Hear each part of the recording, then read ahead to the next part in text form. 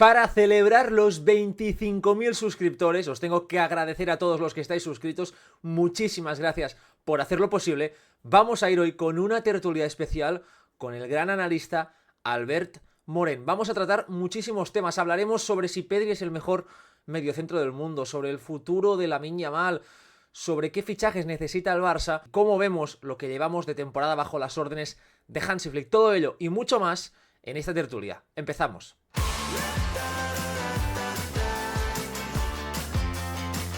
Es un placer tenerte de nuevo por aquí, Albert Morén, EUMD en redes, en su blog, en X, y evidentemente también forma parte de la Triple A, podcast que ya sabéis que hacemos los lunes aquí en el canal de la Triple A, que nos podéis seguir en catalán, que sé que sois muchos los que ya estáis siguiéndonos, a pesar de que a lo mejor no entendéis el catalán, pero estáis haciendo un esfuerzo, así que bienvenido, Albert, muchas gracias por volver a pasarte después de ya un cuánto tiempo.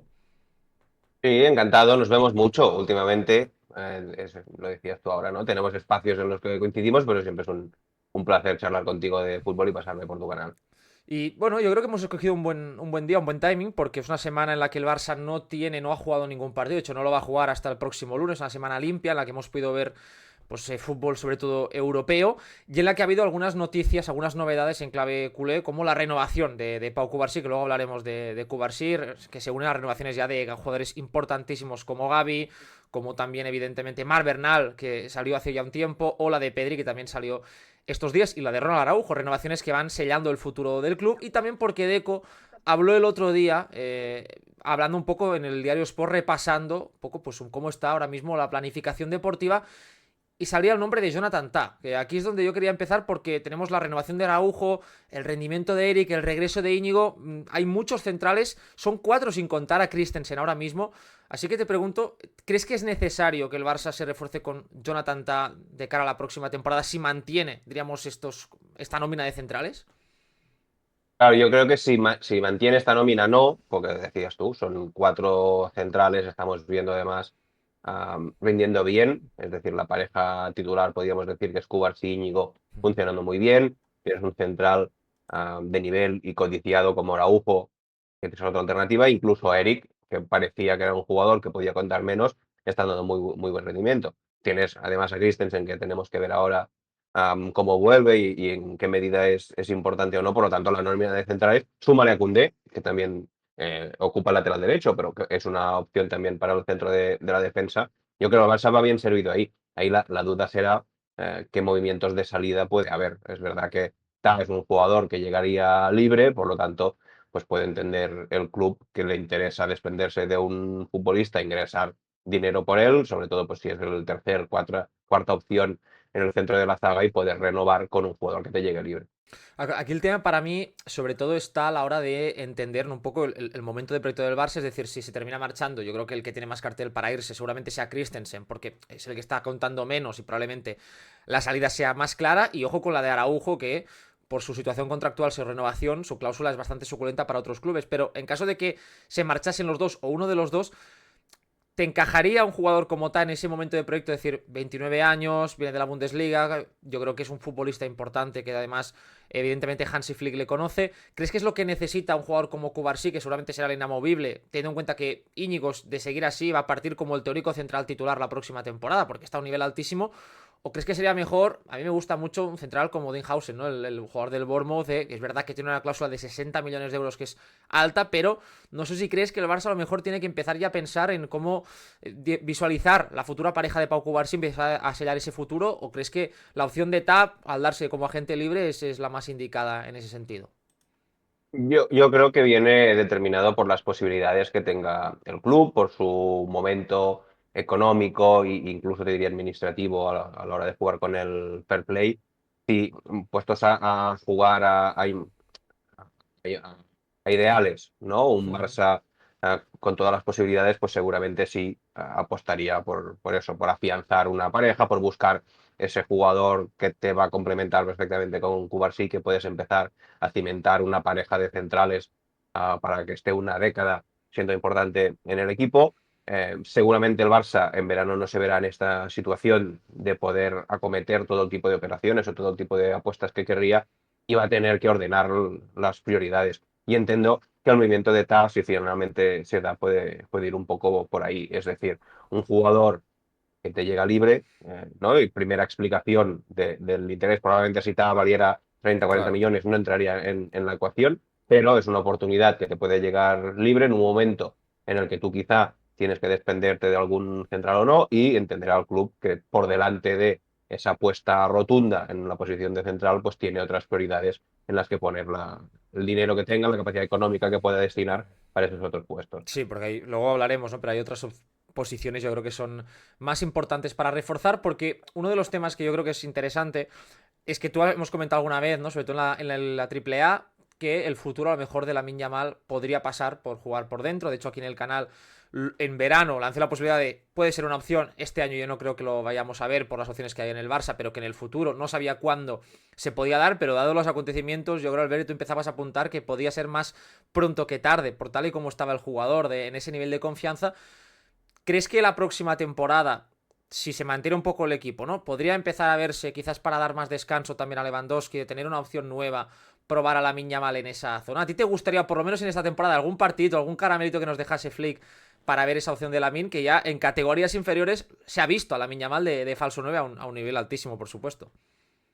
Y yo creo que ese es un proceso que todos más o menos imaginamos. Yo creo que si a todos nos hacen escribir cómo imaginamos la carrera de Lamine Yamal a 10 años vista, creo que todos más o menos coincidiremos que en algún momento de esos 10 años lo veremos como falso 9. A mí me parece que es una evolución lógica del jugador, tanto a nivel de equilibrio del equipo, de cómo va a crecer él, en la medida que vas a ser el jugador más importante, por lo tanto más descargado de labores defensivas, ¿no? Pues ese equilibrio en el retorno es más fácil. Y si Lamine juega por dentro, lo vimos sin ir más lejos, con el paralelismo claro que es el de Leo Messi, ¿no? Un jugador que juegue por dentro y no tenga esa exigencia en el retorno defensivo.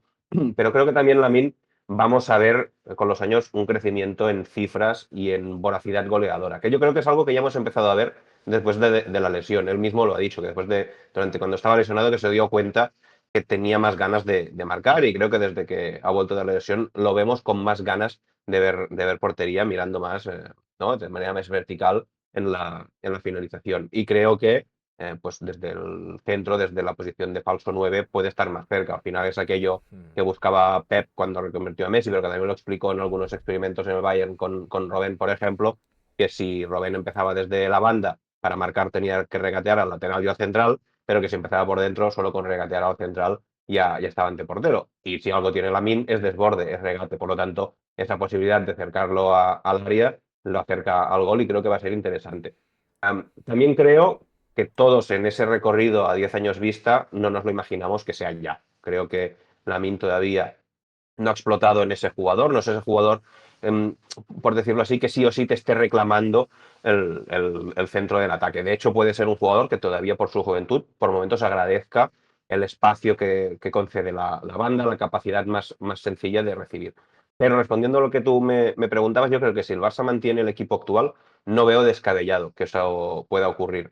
Primero, porque dentro del equipo, creo que primero hemos visto que el Barça de Flick con falso 9 funciona muy bien, con esa figura Sí. más vaporosa en ataque. Es verdad que Lewandowski no se lo puede poner ningún pero a nivel de rendimiento de cifras, pero que cuando el equipo busca rayar el máximo nivel de juego, yo creo que lo ha encontrado con una figura más móvil, menos fija en el centro del ataque, pero me parece que de todas las opciones que tiene el Barça en plantilla es muy difícil que ninguna asiente a un finalizador como Lewandowski. Lewandowski te da la seguridad del gol, y eso no te lo va a dar Dani Olmo, seguramente no te lo vaya a dar Ferran Torres, o no te lo vaya a dar Fermín, o no te lo vaya a dar Rafinha. Yo creo que si hay un nombre por el que tú puedes, en un momento determinado en que Lewandowski pase un momento más bajo de juego o de inspiración, por el que tú puedes sentar al polaco para apostar por él en punta, creo que Lamine sí que te legitima y sí que es ese nombre que te permite hacerlo. Y después Lewandowski tiene la edad que tiene, y si el Barça mantiene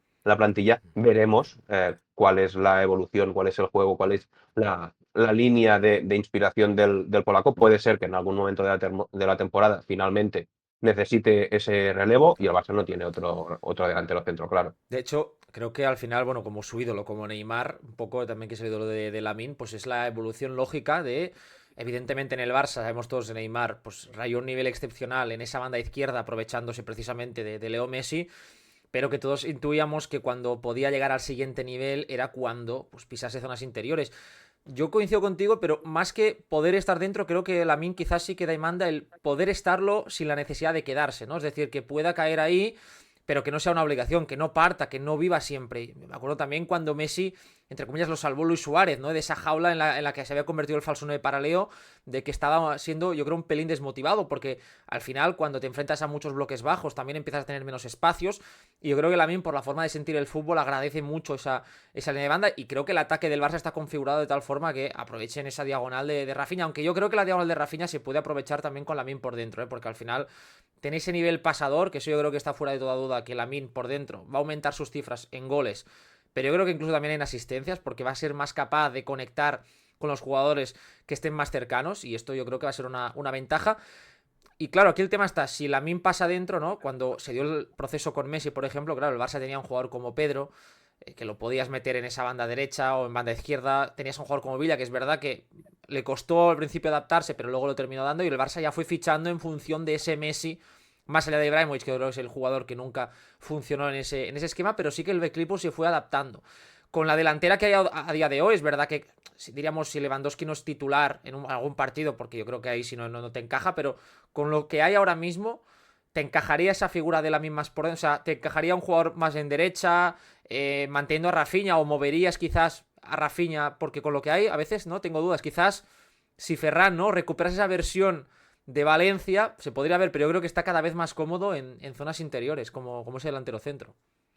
Sí, yo creo que Varane es una opción, pero que la mejor versión la estamos viendo precisamente en ese rol de delantero móvil. Por banda izquierda hemos visto que le cuesta más porque siempre la salida es hacia más rivales y Ferran tiene otras virtudes, pero no el desborde y menos el desborde interior. Y por la derecha es verdad que es un futbolista más exterior, más paralelo a la línea de banda. Yo creo que la ventaja que tiene el Barça actual para plantearse ese escenario es que en la delantera no, pero en el centro del campo ha ganado muchas opciones. Ahora Claro. mismo en la posición de interiores O de tiene a Fermín. Pedri, tiene a Gavi, tiene a Fermín, tiene De Jong que está creciendo, tiene a Dani Olmo cuando vuelva. Por lo tanto, ahí Flick sí que puede optar por utilizar a una de esas piezas arriba y jugar con Lamine, Rafinha y ese tercer futbolista, ese cuarto centrocampista, por decirlo así. Dani Olmo no es para nada extraño para él. Me imagino en el escenario Olmo en izquierda, como hemos visto tantas veces en la selección española.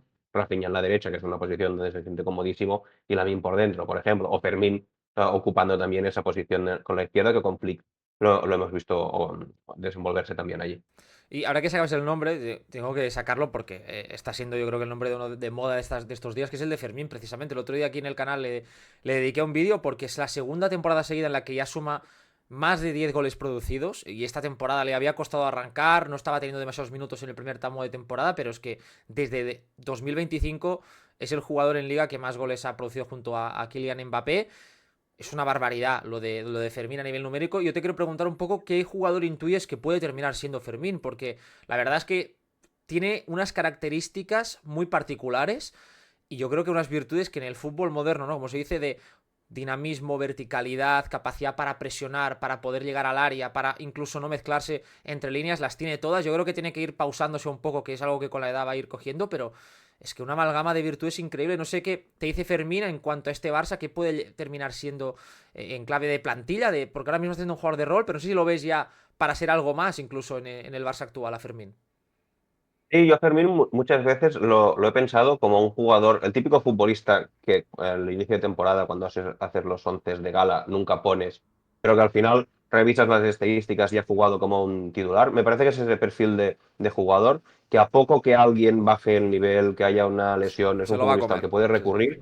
Sí, exacto. Y que tiene la capacidad, es muy versátil, tiene la capacidad de jugar en varios puestos, te puede ocupar los interiores, pues te puede jugar arriba también. Y no me extrañaría para nada que a lo largo de su carrera en el Barça tuviera temporadas donde formara parte del once tipo, pues eso, aprovechando una lesión, una baja forma, ese jugador siempre preparado para ocupar el espacio y la posición. Me parece que es un futbolista con virtudes extraordinarias y que son difíciles de Ujú. encontrar, esa facilidad para el gol, la llegada de segunda línea, lo bien que mide los timings en esa llegada, de muy, muy buen remate de cabeza, además, Sí. para ser un jugador que entra desde segunda línea y tiene unos controles orientados, me parece a mí de mucho valor. Después, sin balón, es un futbolista intenso, que lee la presión. El fútbol de hoy en día, eso, digamos, es oro para los entrenadores. Y estoy de acuerdo contigo que es un jugador que necesita un pasito más de pausa, de serenidad con la pelota. Creo que tiene ese margen y, de hecho, muchas veces lo imagino como un paralelismo que vimos con el Gavi de Xavi. El Ujú. Gavi de Xavi es un jugador que llega a la primera plantilla, primero siendo casi casi un delantero, ese cuarto delantero desde la banda izquierda que generaba superioridad dentro, y sobre todo un jugador enfocado a la llegada y a la presión, a esa garra que tenía. Mientras tanto, con la selección española veíamos ese Gavi de Luis Enrique más cercano a la base de la jugada, más cerebral. Y creo que con Xavi, al inicio de la temporada pasada, antes de la lesión, también vimos ese Gavi. Un Gavi que empezaba más atrás, más vinculado a la gestión de la posición que no tanto a la llegada. Y vimos ese Gavi capaz de mezclar ambas cosas. Un jugador con más pausa con la pelota, pero que cuando no tenía el balón mantenía la misma intensidad. Y yo creo que el camino de Fermín puede ser un poco eso, ese jugador que gane serenidad con la pelota y que muestre las posibilidades que creo que tiene también en la administración del cuero, pero que sin balón mantenga esa intensidad, esa garra y ese ímpetu que demuestra siempre. De hecho, yo, para mí el ejemplo es los dos partidos contra el Valencia, ¿no? Que hemos visto a un Fermín dando muchos más pases, interviniendo más en el juego, no solo finalizando, como por ejemplo el día del Bayern, nos acordamos que dio 2 asistencias, pero prácticamente no le vimos, pero es que es muy decisivo, sino yo creo que empezó a mezclar mejor, pausarse un poco más y tiene mucho desborde, ¿no? Esos jugadores que decía siempre Guardiola, dame jugadores que sepan regatear en zonas interiores, pues claro, Fermín a su manera lo tiene y ese control orientado al final es marca de la casa y vamos viendo, ¿no? Porque la sensación es que lo que dices tú, ¿no? Que nunca lo vas a meter en el 11 ideal, pero que a poco que alguien se duerma, se lo va a comer por intensidad, por carácter también, porque tiene ese carácter competitivo y luego por, evidentemente, el nivel que está mostrando. Ahora que nos acercamos al tramo ya decisivo de la temporada, el Barça está vivo en las 3 competiciones, lo tiene, de hecho, en Liga bastante mejor que cuando empezamos la AAA, que eso parecía la hecatombe, que el Barça se iba al descenso. En Copa, una eliminatoria que yo tengo que decir que lo comentamos otro día también en el podcast, que a mí el Atlético de Madrid me parece que dentro de las opciones, bueno, no me parece la peor, porque creo que la Real Sociedad empareja mal con este Barça por la presión que hace, por cómo suele jugarle al Barça, que le hace mucho daño. ¿Cómo ves un poco este tramo decisivo del Barça? ¿Qué esperas ahora? Que hablábamos, de acuerdo, al principio de temporada, que decíamos, bueno, que el equipo luche por lo que tenga que luchar, ¿no? Que juega sus posibilidades y está jugando, ahora mismo vemos, para ser campeón de Liga, de Copa y en Champions. Yo creo que es uno de los favoritos a día de hoy, tal y como está compitiendo en los grandes escenarios. Así que al ver qué le podemos pedir a este Barça en este segundo tramo de la temporada, donde se está jugando pues un triplete, ni más ni menos.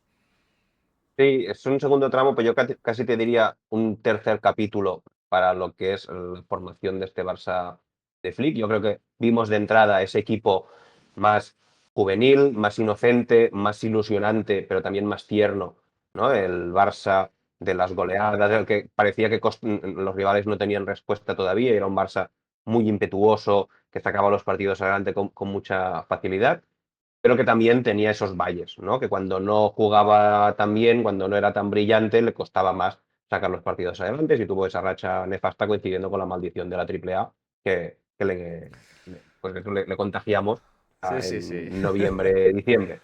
Creo que después hemos visto un Barça, después de ese bache, con un punto extra de madurez. Creo que es el Barça que estamos viendo estas últimas semanas, que es un Barça, primero, que ha recuperado efectivos, que está permitiendo a Flick poder meter en la rueda jugadores que al inicio de temporada no pudo, bien porque no estaban o bien porque cada vez que entraban el equipo se resentía mucho, porque todavía era un equipo, decía, más tierno y por lo tanto cualquier novedad, cualquier agente extraño gripaba mucho el funcionamiento. Creo que ahora es un Barça que sí que tolera con mucha más naturalidad la rotación y el cambio de piezas, y me parece que es un Barça competitivamente más maduro, que se adapta a diferentes situaciones, que cuando no está brillante compite igual y que cuando no está brillante es capaz de sacar los partidos y de sacarlos casi con la misma autoridad que cuando que sí está brillante. Y yo creo, respondiendo un poco a lo que me preguntabas, ahora entra el tercer capítulo, que es el Barça, cómo compite desde la exigencia o desde el ver ya los objetivos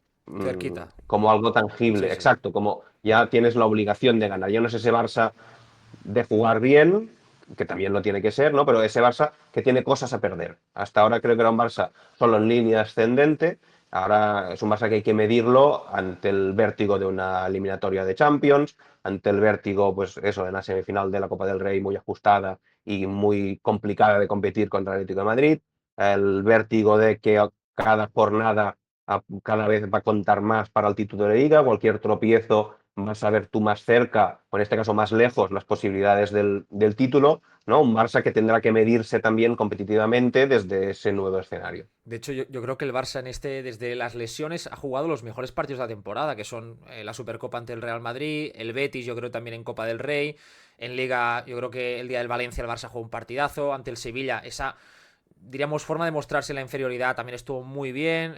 En Mestalla también en Copa. Creo que ha sido un Barça más maduro porque el nivel del, como decías tú, el nivel del banquillo ha subido. Es decir, los jugadores menos habituales han subido mucho el nivel. Claro, pasamos de un Barça que, recordemos, ¿no? El día del Sadar el Barça sale con Sergi Domínguez, con Pau Víctor, jugadores que han desaparecido ya de esa rotación. Y claro, has cambiado a Sergi Domínguez por Araujo, has cambiado a Pau Víctor, diríamos, por Fermín o por otro jugador que puede ser Dani Olmo, Frenkie de Jong, ¿no? Porque permitió sumar un jugador más dentro y por lo tanto adelantar ciertas posiciones.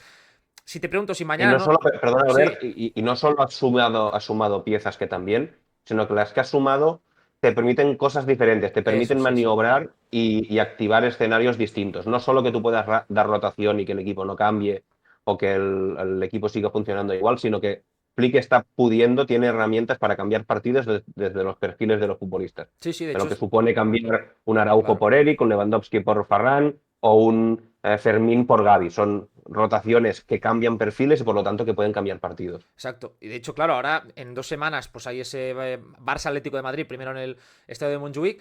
Claro, aquí ya empezamos a tener ahora sí que los jugadores van a querer jugar esos partidos. Ahora ya sí que es cuando se dice no el 11 de gala, yo creo que en septiembre lo teníamos todos muy claros, porque no había demasiadas opciones y porque además el nivel de Dani Olmo estaba siendo exquisito, pero ahora claro, se han ido sumando jugadores. Yo creo el 11 de gala en defensa no ha variado demasiado. Es verdad que Chesney, pues aquí otro nombre que se nos ha colado en este 11, la defensa se mantiene. Pero claro, aquí en el centro del campo ya empezamos a tener, ¿no?, un poco más de dudas, ¿no? Porque el nivel de Gavi, es verdad que en los últimos partidos jugando quizás más adelantado ha bajado un pelín, pero estaba siendo, yo creo, en 2025 muy bueno y ha demostrado que en partidos grandes Gavi es un seguro de vida. El nivel de Fermín y ojo en el nivel de Jong y Dani Olmo, si está sano, es que da cierta cosa, ¿no? Dejarlo fuera de este 11 de gala. Por lo tanto, te pregunto, sabiendo que Pedri es el intocable, ¿con qué otros dos jugadores acompañarías a este Pedri a día de hoy? Casado, que yo creo que también en días grandes ha demostrado que está para competir en todos los escenarios, quizás. Y yo creo que ahora mismo el 11 del Barça, el de Gala, lo podemos imaginar todos, más allá de alguna pequeña duda que pueda haber en el centro de la defensa, si Araujo, pero yo creo que ahora mismo la pareja Cubarsí, Íñigo, Íñigo, sí, sí. parece muy, muy clara. Es decir, tiene que bajar el nivel uno de ellos dos para que pueda entrar alguien Sí. más y que el abanico abierto está en el centro del campo. Es decir, tú, Pedri es un fijo, pero a partir de ahí la batalla de medio centro se ha abierto mucho. Yo creo, tengo la impresión de que Flick confía mucho en Frenkie de Jong y que va a trabajar en el holandés. No sé a qué llegará, pero que sí que confía y quiere ver al holandés en la posición de medio centro. Pero como decías tú, yo creo que Casado tiene un. Frenkie de Jong tiene un extra respecto a Casado, que es un jugador más propositivo con la pelota. Puedes hacer más Es cosas con un, él, diríamos, ¿no? Te permite más Sí, opciones. en un escenario, pues si el rival de alguna manera te obliga a que el balón esté en pies de tu mediocentro, Frenkie de Jong puede forzar más cosas. Es un jugador, pues eso, desde la conducción, ¿no? Tiene esa verticalidad con la pelota que puede obligar al rival pues, a que salte una marca, que entonces se libere a alguien. Es verdad que esto sobre todo ha tenido valor últimamente con Araujo como central, porque es un futbolista que en salida, en inicio de jugada, te va a pesar menos que la vuelta de Íñigo y por lo tanto la pareja Cubarsí-Íñigo, Cubarsí además en la derecha, que es su perfil bueno, probablemente con eso Flick tiene otras alternativas para esquivar esa debilidad de Casado respecto a Frenkie de Jong que con el balón en los pies. Pero después que es que Casado sin balón es una carta ganadora. Y más pensando en partidos grandes, en partidos de máxima exigencia, donde el Barça va a tener que enfrentarse a transiciones ofensivas del rival Exacto, sí, sí. poderosas ante futbolistas que van a ser una gran amenaza a la espalda de la presión del Barça. Yo creo que el Casado es un extra competitivo y hoy en día yo todavía me apostaría por el canterano. Y arriba vas con Olmo, o Fermín Claro, o arriba me parece la posición más abierta a más día de hoy, abierta. porque igual que creo que Casado todavía está por delante de Frenkie de Jong, sí que creo que esta media punta o este interior derecho se ha abierto muchísimo. En mis esquemas, creo que el mayor techo posible del Barça está con el Dani Olmo que vimos al Sí, inicio de temporada. coincido. Creo que ese centro del campo, además por lo que supone ese centro del campo, ese Dani Olmo para Pedri y para Lamine, creo que es el techo el ambicioso más grande que tiene ese Barça. Pero si no vemos ese Dani Olmo, tanto Fermín como Gavi son dos futbolistas Ujú. que no le van a regalar nada al de Tarrasa y a poco que no esté a ese nivel, pues son cartas absolutamente competitivas y absolutamente ventajosas para el equipo también ahí. De hecho, lo vamos a ver en nada, en 2 semanas, si el equipo está sano, pues ante el Atlético de Madrid, primer partido ya para jugarte ese título de ida de las semifinales y un partido además grandísimo ante un equipo que ha ganado en Montjuic. Vamos a ver ahí el 11 que saca Hansi Flick. Justamente comentamos antes, ¿no? La renovación de Pau Cubarsí esta semana, la de Lamine, comentó Deco que está también encarrilada. Claro, ahí te quería preguntar un poco una pregunta de papá o mamá, porque es verdad que es muy difícil, pero es que hace un año, justamente, un año y poco, debutaba Pau Cubarsí, pero la primera titularidad a mí es la que me impactó más, ¿no? Es decir, el debut al final era, creo que fue en Salamanca, pero es verdad que la titularidad en el campo del Betis, además tuve la suerte de estar allí. Y ostras, ver el partido de Cubarsí debutando en el peor Barça, recordemos, a nivel defensivo, de un inicio de año natural, estaba siendo terrible el Barça, encajando 5 goles ante el Villarreal, 4 ante el Atlético, ante el Real Madrid, estaba siendo desastroso. Y es como que Cubarsí templó toda la defensa, mejoró y dio cierta estabilidad. Y es un jugador que acaba de cumplir los 17 años. Yo si tengo que escoger con qué, diríamos, sorpresa me quedo, de las dos que son bestiales entre Lamine y Cubarsí, yo te diría que Cubarsí. Voy a decir Cubarsí porque creo que es más difícil hacerlo en la posición en la que lo ha hecho y creo que se le da poco valor a veces, ¿no? Como Lamine es espectacular, creo que a veces se normaliza demasiado lo que está haciendo Pau Cubarsí en el eje de la defensa. ¿Tú con quién te quedarías? ¿Qué crees que tiene más mérito, más espectacular según tu criterio? A ver, lo que pasa es que aquí la comparación siempre es injusta cuando Claro. comparas con Lamine. A mí me parece que, claro, Lamine es un fenómeno, Cubarsí también lo es, ¿no? Pero es un fenómeno generacional que yo creo que no hemos visto nunca, un No, no, jugador de esa no. edad jugando de esa manera. Te compro el argumento de que am, es decir, Lamine es el tipo de jugador muy, muy bueno que te imaginas con 16 o 17 años. Si tú te imaginas un jugador de 16, 17 años buenísimo, es Lamine. Yo creo que si tú te imaginas un central de 16, 17 años buenísimo, no te imaginas un Cubarsí. Porque Cubarsí, primero, no te lo imaginas como central. Es muy complicado, ¿no? A esas edades ser central. De hecho, normalmente los grandes centrales han empezado en otras posiciones, de lateral, en medio campo, porque si hay una demarcación que se vincula al oficio, a la experiencia, al sumar conocimientos a base de partidos, es la de central. Y es que además Cubarsí está ejerciendo ese rol de central veterano. No es un futbolista, un defensor de extraordinario talento defensivo que se está enfocando al marcaje o que se está enfocando pues a la salida de balón solo porque es un jugador técnicamente muy bueno y tiene al lado pues ese jugador que ordena y que lo sitúa y que lo guía porque él todavía es disperso Es y que a te veces diría, Albert, que es desconecta. quizás lo contrario a la irrupción de lo que fue en su momento Rafael Varane, ¿no? Que fue también un prodigio así con que ese eliminatorio contra Messi, que es, ¿no? Un poco es un prodigio defensivo de marcaje, de ir al suelo. Cubarsí es todo lo contrario, sí, totalmente.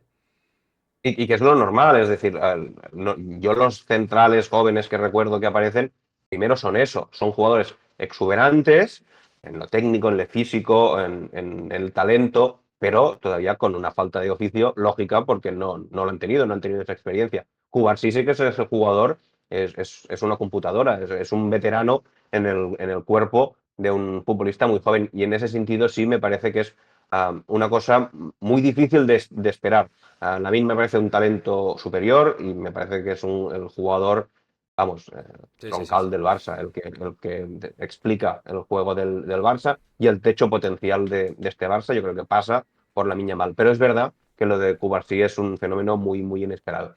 Sí, no, no, totalmente. A ver, es verdad que es imposible comparar a alguien con Lamine, pero creo que lo que hizo Cubarsí me parece que tenía ese grado de dificultad añadida de hacerlo en la defensa de aquel Barça sin apenas referentes, en un equipo que no tenía medio centro, que sufría mucho. Eso te voy a decir, que no es solo que Cubarsí te solucionara la defensa del Barça, que te solucionaba el medio centro que el Barça Claro. no tenía y te lo solucionaba de manera directa porque te permitió avanzar a Christensen, pero sobre todo porque quien asumió muchas de las labores del mediocentro en cuanto a equilibrio, en cuanto a lo que decíamos antes en el caso de Casado, de gestión del juego, de inicio desde atrás, incluso de dirección de los ataques, era Pau Cubarsí desde los centros de la defensa. Es que de hecho, lo comentabas tú con Lamine y la mayoría de la gente del mundo del fútbol lo comentan. No habían visto nunca un talento de 17 años hacer esto y con los centrales yo, con mi edad, tampoco lo he visto. A lo mejor al ver tú, no sé si has visto un central de 17 años No, no, no. y con ese impacto y de decir de titular, ¿no? En un Barça, ya no hablamos de niveles, sino también de la importancia que está teniendo, que se pueden plantar en 100 partidos. Antes de cumplir los 18, Lamine creo que está ya cerquita. Y Cubarsí le queda todavía un poquito más, pero claro, es que ese nivel de Gavi, que con 19 ya tenía no sé cuántos partidos, que lo van diríamos, a destrozar con más temprana edad, ¿no? Entonces eso es muy extraño. Y ahí, tirando ya de este tema, yo creo que es interesante preguntarse, ¿no?, un poco también por otro jugador que esta temporada está siendo absolutamente espectacular. Y el otro día estaba repasando los nombres de mediocentros, digamos, más organizadores en Europa. Y a mí, los que más me gustan, pues por ejemplo, me encanta McAllister, me gusta mucho Vitinha a mí me fascina. Yo creo que Kimmich ahí en ese rol de organizador también es de los mejores. Pero claro, te iba a preguntar, Pedri, en esta conversación yo creo que ya puede empezar a comer en la mesa de estos grandes nombres. Yo creo que esta temporada, habiendo visto, es decir, habiendo visto todos los partidos de Pedri, no todos los de los otros demás, no puedo decir al 100% que es el mejor, pero sí creo que es el futbolista que a mí más me ha impactado cuando lo he visto por todo lo que ha podido hacer y lo que ha permitido a su equipo. No sé si con lo que has visto tú también al ver y con estos nombres, ¿crees que Pedri por lo menos ya está en esa conversación de los 2-3 mejores organizadores de Europa esta temporada? Para mí esta temporada, sin duda, por lo que yo he visto, para mí esta temporada el único que puede entrar en esa discusión es Vitinha, a Vitinha, sí, nivel sí. de impacto, de regularidad. Si me hicieras apostar a mí, yo te diría que Pedri por delante, pero me parece que el portugués es un jugador que puede debatirle ese espacio, pero estamos hablando de eso, el primero o el segundo mejor organizador es fundamental. No se explica el Barça de Flick, no se explica el paso al frente que ha dado esta temporada el equipo sin explicar y sin ser conscientes del crecimiento, del impacto, de la bendición que es la continuidad física de Pedri para este equipo y de la propia evolución del Canario, ¿no? Y cómo ese jugador que en algunos momentos nos faltaba por ver si romperían un media punta, si romperían ese jugador más de base. Yo creo que la clave es que pueda ser ambas cosas, que tenga esa libertad para moverse en los dos planos y estamos viendo un jugador tremendamente regular, no solo a lo largo de la temporada, sino a lo largo de los partidos. Creo que es un jugador también que está creciendo y se está reconociendo en ese nuevo espacio y en ese nuevo rol. A mí me gusta mucho recordar, por ejemplo, cuando se hacen paralelismos, Xavi y Iniesta nacen al fútbol de élite como mediocentros, se los forma en la Masía, en esa emblemática función del 4 de lo que venía siendo Guardiola, es decir, de mediocentro, jugador que recibe por delante de los centrales y que, por decirlo así, recibe todos los balones, ¿no? Todos los ataques pasan por los pies de ese futbolista, de ese mediocentro. Después, cuando Iniesta y Xavi avanzan a la posición de interior, eso es algo que llevan con ellos. Son ese tipo de futbolista que busca participar en cada jugada y que entiende que si ellos participan en cada acción de ataque, esa acción de ataque tiene más visos de funcionar. Pedri, por contra, es un jugador que llega al élite como media punta. Y la media punta, cuanto más arriba estás de la portería contraria, el juego se mide más en calidad que en cantidad. No se trata tanto de participar 100 veces, sino de participar 20, pero que esas 20 sean decisivas. Yo creo que el Pedri que inicia la temporada en la base de la jugada, gestionando la dirección del juego, todavía es un Pedri que tiene ese chip, o mejor dicho, que no tiene ese chip de intervenir en cada acción de ataque. Que si la jugada le llega, la recibe, pero si no, no fuerza irla a buscar y que, ¿no?, forzar esa participación constante a lo largo de los partidos. Y creo que ese es un crecimiento que el propio Canario ha ido teniendo. Ahora sí que me parece ese jugador que entiende que él tiene que participar muchísimo, que cuando el equipo le cuesta encontrar el juego, es él quien tiene que ir a buscar la jugada, que tiene que ir a buscar el balón, porque el equipo necesita que en cada acción que sale desde atrás, la pelota transite por sus pies antes que ir hacia adelante. O sea que yo creo que es un mismo proceso en el que el propio Canario ha ido creciendo en ese rol de director. Es que de hecho en la Eurocopa él hacía lo contrario a lo que pedía Flick, ¿no? Con De La Fuente él vivía única y exclusivamente por delante de la línea de balón, flotando, diríamos, en horizontal los últimos 20 metros para recibir 10-15 balones y ser decisivo. Y claro, eso con el ritmo físico que no estaba teniendo, Yo creo que todos, al final el culé, ¿no? Tenía en mente otro jugador que el que llegó después de ese futbolista mucho más global. Y yo creo, ¿no? Partidos como el del día del Leganés, el del día del Atlético de Madrid, donde el Barça iba chocando contra una muralla y él ahí se siente líder, las pide todas. Y yo coincido contigo, creo que ha sido el jugador más regular de la temporada. Es decir, yo no recuerdo malos partidos de Pedri, recordar, por ejemplo, el día del Mónaco, Pedri no estuvo demasiado inspirado. Pero malos partidos, decir, ostras, es que no ha estado, ¿no? Y yo creo que cuando ha estado bien, para mí ha tenido un nivel de excelencia solo equiparable al de Lamine Yamal probablemente, porque es verdad que Rafinha, mira los números y probablemente alguien que no haya visto la temporada te dirá que es el mejor jugador del equipo, pero creo que Rafinha está siendo el más listo a la hora de recoger todo lo que están generando tanto Pedri como Lamine por detrás y con esa voracidad que él tiene. Claro, Pedri es que volvemos un poco a lo mismo, tiene 22 años, o sea, es un jugador jovencísimo y hablamos de, por ejemplo, un Camavinga que es de la misma edad, que está todavía definiéndose qué tipo de futbolista puede o va a llegar a ser en el futuro. Y con Pedri, mientras se va definiendo, es que ya es una realidad, ¿no? Ya es ese centrocampista que manda, que te puede dar muchas cosas. Claro, en clave futuro, para ti, Pedri, tiene que seguir siendo esto. Es decir, ¿dónde te imaginas el techo también de Pedri en ese sentido? Porque mirando sus cifras, este año ya ha producido 10 goles, que iguala, por lo tanto, la primera temporada que estaba en Leo Messi jugaba mucho más de media punta. Pero es que yo estoy convencido de que Pedri tiene potencial para producir el doble. O sea, yo pienso que 20 goles por temporada, entre que tenga llegadas, que ha demostrado que las puede tener, y las asistencias, que sabemos que muchas ha tenido también un punto de mala suerte con muchos países que no han terminado dentro. Yo creo que es un jugador de, además de poder mandar, sumarte unas cifras muy, muy importantes a su juego. Sí, para mí el crecimiento de Pedri, más allá de la propia madurez que den los años, porque decías tú, sigue siendo un jugador jovencísimo, su crecimiento creo que está en ser todavía más presente en los partidos, más todavía. Ahora decías, ¿no? No recuerdo malos partidos de Pedri, yo tampoco. Quizás los únicos partidos donde, sin ser malos, lo que le hubiese pedido es precisamente como cada intervención es tan buena, participa más. Exacto, sí. ¿No? Es decir, como si tocas 5 balones, son 5 balones extraordinarios, toca 10 o toca 15, que tenga ese chip de tocar mucho balón. Y por el otro, el que decías tú, la capacidad que se dé, que le dé el equipo para no solo influir en la base de la jugada, sino que pueda moverse entre las dos. Yo recuerdo la aparición de Pedri en el Barça, que creo que sobre todo una de las cosas que me llamó la atención fue de qué manera le sirvió a Leo Messi. Ese era un Messi que era un futbolista, Messi, que ya no era tan delantero, que era más centrocampista, que muchas veces partía de la media punta con Koeman y bajaba Ujú. a recibir muy abajo, casi al lado de los centrales. Y Pedri era un futbolista que constantemente orbitaba a su alrededor y se ubicaba en la línea que no estaba Leo.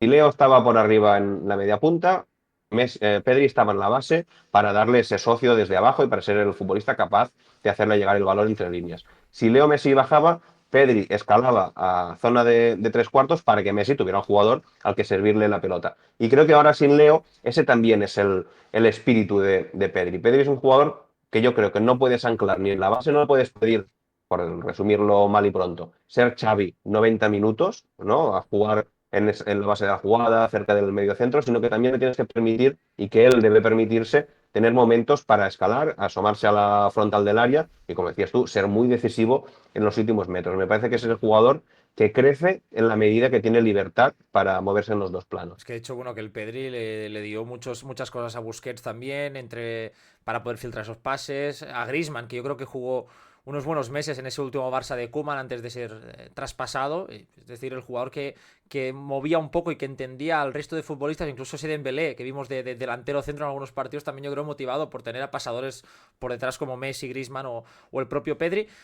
Claro, con toda esta lista de jugadores, yo, aprovechando que será ayer que saqué el vídeo de los extremos, te voy a pedir carta a los Reyes Magos. ¿Qué jugador, si puedes elegir de todos los jugadores que hay en el mundo, firmarías para este Barça? O sea, da igual la posición, la edad, que sea posible o no, ¿qué futbolista, con lo que hay a día de hoy, traerías para unir a Pedri, a Lamine, etcétera? A ver si coincidimos o a ver si aquí hay un poco de disputa. Mira, si es carta a los Reyes, y por lo tanto no tenemos que ser Realista, no, realistas ahí ni no. Ni tocar fair con los play ni pies en el nada. suelo. Exacto, podemos hacerlo con los de la gana. Yo hay dos jugadores, no sé si juntos, pero sí uno de los dos, que son los que creo que el Barça con ellos subiría un nivel. Uno es Alexander Isak, si la apuesta es por tener un delantero centro y por lo tanto eh, esa mudanza de la mina al centro, entendemos que todavía no es para este momento de su carrera, sino más adelante. Me parece Alexander Isak que puede ser el perfil y el nivel de que más puede encajar con lo que estamos viendo del Barça de Flick, porque es un delantero que con balón al pie te va a crear muchísimo, Buenísimo. que de alguna manera te puede replicar lo que te está aportando cuando juegas con un falso 9, ¿no? Que es esa movilidad y ese jugador casi casi con pies de media punta que se va a asociar con el centro del campo, que va a potenciar a Lamine y le va a dar ese socio desde la combinación en corto. Y además, Alexander Isak, digamos, no es un cliché de delantero participativo que después no tiene profundidad y que no tiene esa capacidad de ir al espacio. El sueco sí que lo es un jugador que te va a dar movimiento por delante de balón, que eso es algo que yo creo que a un Barça como este, de centrocampismo, con muy buenos pasadores, también lo agradece. O sea, yo creo que por ahí, si tú buscas la figura del delantero centro, me parece que es el retrato robot y además por nivel, si no está siendo el mejor delantero centro de la temporada, no le falta mucho al delantero del Newcastle. Y después hay otro futbolista que a mí me enamora y que creo que, por lo que estamos viendo de este Barça, también podría redimensionarlo, que es Jamal Musiala. Me parece que es No un está jugador. mal, ¿eh? No sé si tú lo ves más desde la banda o desde dentro. Yo creo, por ejemplo, que desde la posición de centrocampista adelantado, de media punta, igual que hemos visto que este Barça de Flick, su techo más alto es con Dani Olmo ahí, porque es un jugador que en esa posición tan concreta, tan compleja, te da unas posibilidades que no te dan el resto de opciones. A mí Musiala me parece un Dani Olmo mejorado, ¿no? Es decir, que ese techo que te permite Dani Olmo desde la media punta, con el alemán todavía sería superior. Y además creo que la intente con un futbolista como Pedri en la base de la jugada podría ser una locura. Si además es de ese perfil de media punta que no está lejano a Lamine, me parece que puede ser otra locura, ¿no? Ese futbolista entre líneas que te fuerce al... hemos visto un Barça de Flick que sobre todo transita fijando por dentro y liberando las bandas. Bueno, pues si se trata de fijar por dentro, Musiala me parece un futbolista extraordinario, que si lo quieres poner por banda también te encaja, con un lateral como Como Valde, vale, sí, sí. pero yo últimamente lo imagino, lo vislumbro más subiendo el techo de esa posición de media De hecho, punta. Company le está dando, ¿no? ese rol de media punta que viene a recoger muchas veces el balón y todavía jovencísimo. Pero bueno, la carta de Reyes Magos podías incluir a los dos, ¿eh? Hay un pack de Isaac Sí, y total, por pedir, por pedir, después que ¿no? ellos elijan. Que ellos ya se peleen por el puesto a ver si, bueno, quién queda fuera, ¿no? Si Ferran de delantero, Isaac, pero es verdad que además son jugadores que comparten esas piernas muy largas, ¿eh? Que rebañan los balones, que tienen esa técnica muy poco ortodoxa, porque ves a Musiala regatear y parece que nunca tenga el control del balón realmente y lo tiene siempre, ¿no? Es algo muy curioso y Isaac yo me parece que es un poco el Musiala de los delanteros en ese sentido, porque también físicamente son parecidos, son muy delgaditos, muy finos, muy altos. Y a mí es verdad que, Isaac, estoy de acuerdo, pero a mí Birch, no sé por qué, me parece que es un jugador todavía que tiene ese punto más de precisión en el último pase, en el último gesto, en el último tercio. Es verdad que yo creo que físicamente Musiala es un jugador más hecho para poder hacer más cosas, para moverse más, quizás, y tiene ese punto de espectacularidad. A mí Birch me encanta, pero bueno, cualquiera de los dos me valdría, tampoco Sí, sí, a mí no haría también, malos ¿eh? ojos, así que No nos pondremos no nos exquisitos, pondremos ¿no? exquisitos, no, porque luego, claro, veníamos de tal al principio, hemos cerrado ya con... Es como los bocadillos, ¿no? Lo bueno para el final siempre. Entonces, bueno, yo creo que hemos terminado aquí con nombres interesantes. Bueno, nada, un placer al ver que te hayas pasado por el canal. Espero que la próxima vez ya sea previa de semifinales, final de Champions, a ver si ahí ya podemos No volver a estaría hacer... No mal. estaría mal, ¿no? Con los títulos ahí jugándose, pero bueno, vamos a ver qué nos depara este segundo tramo de temporada. Así que nada, agradecerte que te hayas pasado por aquí. Nada, gracias a ti la invitación y ya sabes, siempre que quieras. Bueno, pues ya sabéis, a todos los que habéis estado al otro lado, si os ha gustado el vídeo, os animo a compartirlo con vuestros amigos, a dejar por aquí abajo vuestros comentarios y un me gusta. Así que nos vemos en el siguiente vídeo. Muchas gracias.